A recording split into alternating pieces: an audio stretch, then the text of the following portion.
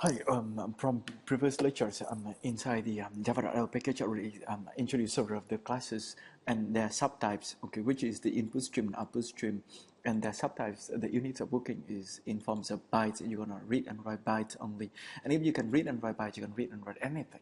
Okay, but with difficulties, so that lots of times you would like to read primitive data types, so you're going to use data input stream, data output stream, primitive data type like in float, doubles, characters, so on and so forth.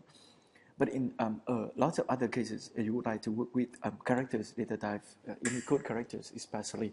So you're going to use reader class and writer classes and their subclass implementations.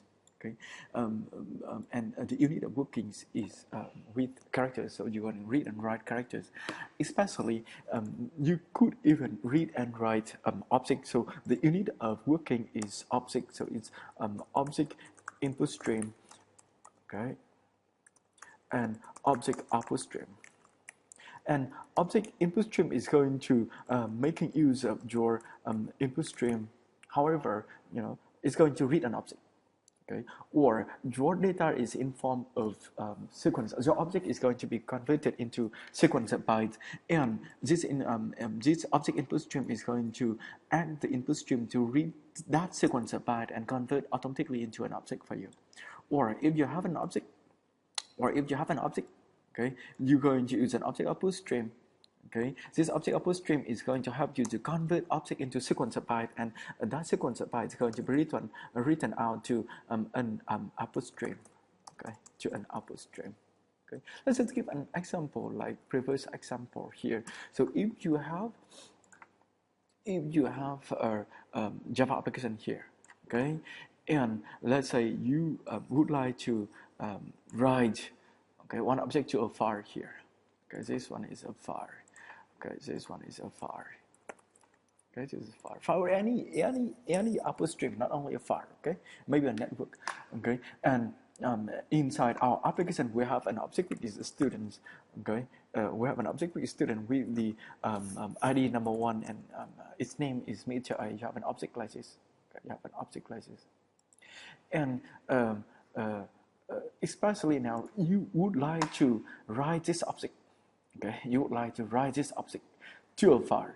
So first you need to open an output stream. Okay, you're going to have an output stream. This one is OS. Again, an output stream is going to help you to read and write bytes.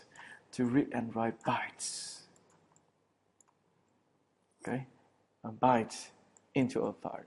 However, what you have is an object, not a byte. Okay.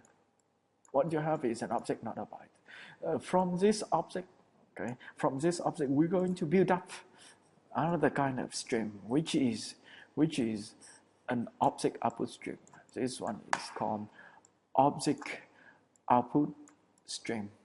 This object output stream is helping you to read this object, okay, and it's going to convert the object into sequence of bytes, okay, and it's going to make use of this output stream to write this sequence of byte down to the hard disk. So when you create the object output stream, you need to make use of the object output stream as well. Okay, so when you create object output stream, you need to make use of the object stream as well. Very similar. If you have a file here, and right now it's storing your object in forms of bytes. Okay, in form of bytes. It's gonna store your object in form of bytes, sequence of bytes.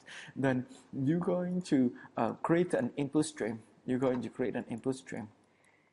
Okay, this input stream is going to read your byte, and after reading this byte, it's going to be you're going to create another one. This one is the object input stream. Okay, this object input stream is going to read this byte and convert it into object for you. Okay, convert it into object for you, so that you're going to have your object back, which is this student back. Okay, and this one is the um, uh, what it means about the object input stream. So it puts the thing that you learned so far, that you could read and write bytes. Now then you could read and write primitive data type. Then you could read and write characters and string. Then now you can even read and write the objects in general.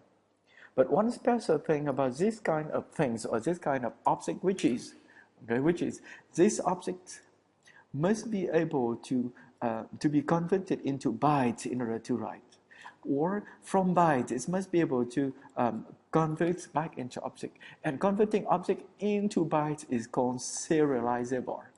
Serialize your data. You serialize your data means you convert the object into bytes. And if you have sequence of bytes and you convert it back into your original object, this one is called deserialize. Okay, deserialize. And in order to be able to convert your object into bytes, or from byte to your object, your class representing the student here must have one special condition, which is it must be serializable. Okay, it must be serializable. Okay, that's why you can serialize it. You can convert it from object to bytes, and from bytes back to object. Okay, and in Java, in order to serialize or deserialize, in order to make sure that a class is serialized or deserialized, you're going to implement serializable interface. Okay, interface. In next video, I'm going to use Java in order to demonstrate what is object input and object output stream.